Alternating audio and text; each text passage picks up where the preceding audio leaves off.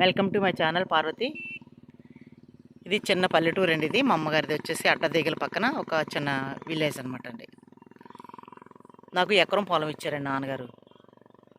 నాది, చెల్లిది, మొత్తం అందరిది కలిపి ఒక నలుగురికి ఇక్కడే ఉందండి భూమి. మా మేనత్త కూడా ఇక్కడే. అయితే చూడండి, దరిద్రం వెంటాడుతుంది అంటారు కదండి. దానికి చిన్న ఉదాహరణ చెప్తాను మీకు. ఇది చూసారండి, టవర్ అండి ఇది. దీన్ని ఆనుకొని ఇది వెనకాలదంతా మందే అండి పొలం. ఇదంతా మందే, చెల్లిది నాదేని.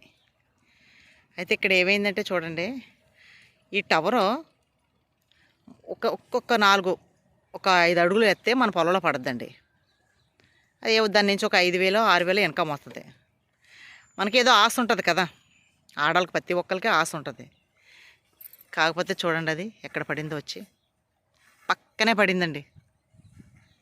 ఏదైనా తినటానికైనా ఉండటానికైనా అదృష్టం ఉండాలని అంటారు కదండి. ఇదే అండి, తినేదంతుకుంటే ఏదైనా వస్తుందండి. మనం తినేదంతుకు లేదనుకోండి, అది ఒక పక్కోళ్ళకి వెళ్తుందండి. అది